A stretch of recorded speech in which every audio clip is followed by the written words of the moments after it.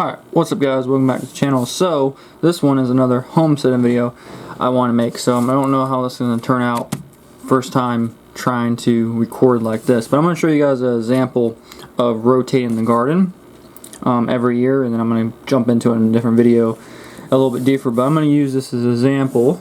And I do not know how to draw, so don't pick on me too much. Bear with me one second. Let's say I grow a garden. Let's say this is 2015 and 2016. Okay, so this is your garden. Say it's an acre big, you quarter it up. Okay, 1, 2, 3, and 4. So this is 2015. So you can put whatever you want here and however you want to do it, that's fine. But every year what's going to happen is you're going to rotate everything. So this is going to be 1, this is going to be 2, this is going to be 3, this is going to be 4, and then the same thing just keeps on rotating. The reason why you do this is because if I'm growing something here, let's say I'm growing tomatoes for example at number 4, if I keep growing in that same spot, eventually what's going to happen is the nutrients in the soil is going to go down. Even if I compost every winter time and all the summer and keep feeding and keep tilling up correctly, you're going to see a decrease after a few years. Probably after 3-4 years, you're going to see a decrease. If you're around any farmlands, for example, and they have 100 acres, so let's say each one is 100 acres, and they grow these two right here with corn and these two with beans, every year they switch usually. They don't go over 2 years doing the same thing. Even with the crazy spray they have and the GMOs they have in the corn today, they don't do that. They rotate them because if you stay in one spot, the nutrients is not going to rebuild. So if I grow tomatoes here and then 3 transfers over, I'm going to put, let's say, potatoes for example. The way I do it, again, I'm not a drawer, so don't pick on me. I'm just using this as an example. Let's say that's my crappy garden, okay? Let's say that's the garden. And I split it in half. And let's say over here, 1 and 2.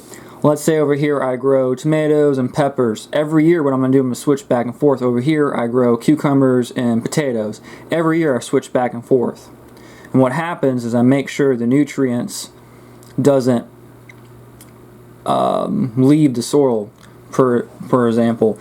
So tomatoes use different nutrients than potatoes and carrots and cucumbers, vice versa. And I keep moving. If I keep growing in one spot, the nutrients are going to go down and doesn't have time to, I wouldn't say grow in the same spot, it wouldn't have time to collect more nutrients. If I put compost here in, say, January, and then in the springtime I plant tomatoes again, year after year after year, the compost won't have time to get the soil, even if you till it in, won't have time to get the soil in there correctly.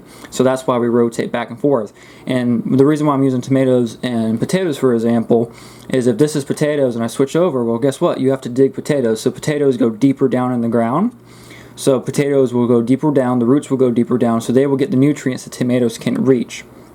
And then when I'm tilling this up and digging the potatoes up the year before, well, guess what? I dig soil up, it comes up, and the tomatoes can reach it next time. So it just keeps coming back and forth. So that's the way that farmers do it. That's a lot of way people do it. Another thing, I was going to make a video about this, but another thing is, let's say this right here, and the edges, you can put flowers. A lot of people put sunflowers. Sunflowers, you can put sunflowers all through here, or you can put zinnias or whatever. And the reason why you do that is if you just grow on the edge, is you get bees to come. You get, we had, goddamn, what did we have? We didn't have many bees this year. We had a lot of butterflies come for the sunflowers, but I had hummingbirds actually come this year. I've seen 3 or 4 of them actually, and I haven't seen them in a long time. They came for the sunflowers. I grew a nice row of sunflowers. And what happens is, I'm not saying that brings nutrients, what I'm saying is that actually helps the plant. So if I grow tomatoes here, and then I have flowers, well, guess what? They will come to the flowers and they will jump over here, and then I keep tilling up. And this dirt, if I just do like a little edge here and a little edge here, I can keep switching the sunflowers. So I plant sunflowers over here and keep switching everything. I don't grow anything in the same spot year after year. At least after 2 years. On the third year I have to switch it because I don't want the nutrients. I want it to grow correctly. If I'm growing zinnias or sunflowers, if I grow sunflowers, for example, for chicken food, I want to get the most that I can. Even if I'm just growing it for the fun of it and trying to get bees to come in, I want as much as I can. So again, the nutrients is important, and also I'm attracting bees and hummingbirds to come and pollinate so you can get the most you can. I grew 1 year about 25 tomato plants, and I got over 100 pounds of tomatoes because I did that system. I keep on moving it back and forth. So that's the way I do it, and I think that's the best way. Hopefully this explains a little bit. So this is the homesteading video for you guys for this Tuesday. I'm actually going to post one on Thursday, and you guys, the next Tuesday video, you actually will get probably the same kind of setup, but you will get me actually growing some stuff. So you guys have a great day. I will see you guys later. Hopefully this helps you guys. And Thursday you guys will get a homestead video, but it'll be about chickens. So see you guys. Have a great day.